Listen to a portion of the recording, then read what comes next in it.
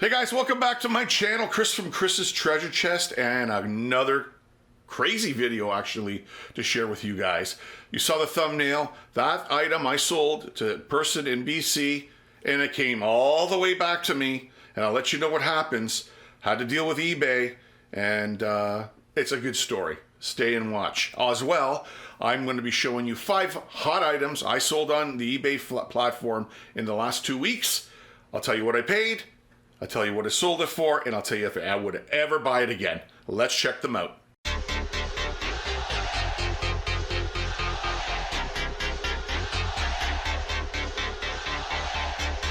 Okay guys, I want to share with you a story about a return. It wasn't a return, it was something wrong with the person's address. And I don't know if this has happened to you guys before. You can maybe down below put your comment in and let me know if it's happened to you. Anyways, I sold to a gentleman out on the west coast of Canada. I sold to him a Makita cordless drill, 2 batteries. It's in this box here. Okay, this is how I shipped it out, and this is how I got it back. The transaction was done back in let's see here, 4th of June, and then I shipped it out. I think that was a weekend, and I shipped it out on the 6th or 7th. I've always shipped my items in Canada expedited. It was shipped out there, and I thought it was gone. You know, I didn't get anything back from the buyer saying he never got it or whatnot. And came home from work one day, and I had one of those little stickers from Canada Post on the window of my front door, and said I have a package. So when I looked at the slip, I knew it wasn't a personal thing. It said my eBay store, DIDI Sales Canada. So I thought, wow, that's really strange. I never got a return request from anybody recently, so I don't know what it is. So I went out to the post office, picked it up. I know the individual there. And I asked them, I go, what is it? And they said, it says eBay. There's eBay tape on it. They went in the back and they grabbed it, and I looked at it, and they had a sticker on it, and the sticker said address incomplete. So they made an attempt to ship this thing out to this gentleman, and it came back. So if you take a look here, you look at the tracking number. I shipped it out on June 7th. And then it got to Richmond, BC. They tried to deliver it, and they tried to deliver it again, and then they sent it back to me. There's the drill there, as you can see it. And I got it back, and I opened it up, and I looked at the item. Item was fine. There was nothing wrong. So I came back, and I looked at the address, and the address was exactly the verified address. And guys, a tip from me. Never, ever, ever, after a transaction is done, the person is paid for shipping. If they send you a note saying, please ship to this address, don't do it, because they'll say they never got it, and then eBay will side with the buyer because you shipped it to an unverified address. My 2 cents about that. So I came back and I looked at it, and I'm going, oh, the address is fine. It's matching the transaction. Looks good. I don't know. So I went and I Googled the address, and didn't look right. It was like a strip mall. Man, a lot of businesses in there. So there's no unit on here, just a guy's name, and there's no business name. So I called eBay up, and I said, here's the situation. I don't have a return request. This was attempted to be delivered to this guy's address in BC, and they tried a couple of times, and they said the address is incomplete. And I said I went online on Google Maps, and it looks like it's a strip mall, so it's missing information. So that individual said to me, okay, this is what I want you to do, because now I'm getting charged at least $30 for that item to come back to me out of my pocket, right? Okay, so the guy bought it, he paid for shipping, I shipped it out, now I'm getting charged for the return. Because the address was incomplete. So the agent on eBay said, this is what I want you to do. Send a message. Okay, send a message to the buyer saying, unfortunately, the item was sent back to me. Okay, and we have 2 choices here. You want me to resend it to you back, but you have to pay for shipping, or we cancel the transaction.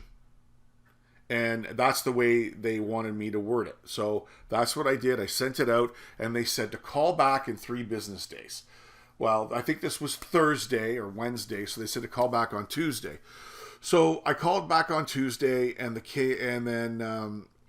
and he said, have you heard anything back? I said, no. I said, let's leave it for the rest of the week and see what happens.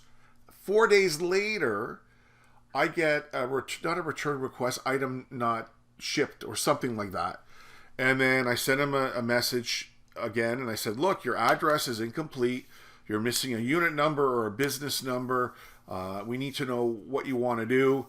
Do you want to cancel the transaction, or do you want me to reship it out there? You have to pay me, though, for the shipping. And I don't think that person really understood what I was saying. So they sent me another message saying, here's my complete address. So I contacted eBay. The claim was closing the next day. So the agent said phone the next day. So I called, and what they did was, because I guess I had to pay for the shipping back, and the person that had his verified address and it was wrong, they told me not to reimburse them. I get to keep the item, and then I could relist it if you're following along. Let me know if that's happened to you before. So I sent a message to the buyer and said, look, unfortunately, the item came back to us. I had to pay for the return shipping.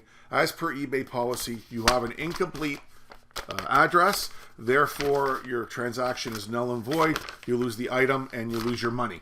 If you want to protest, you have to contact eBay directly and fight with them. All right, that was the end of it. So let me know down below if this has ever happened to you guys. I have now relisted the item, haven't sold it, but it was the first time this has ever happened to me.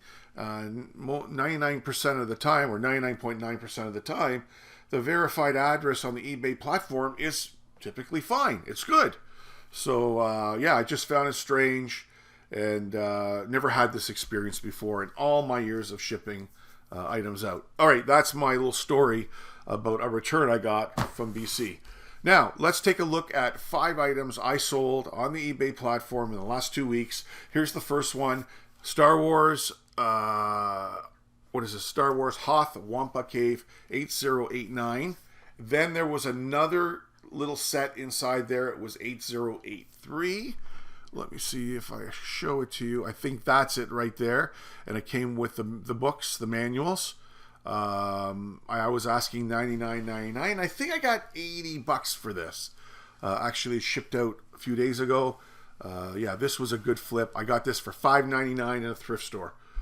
So very nice. Love selling Lego, as you all know. Now, second one, you saw this in a video where I bought a tube tester, and I bought this as well.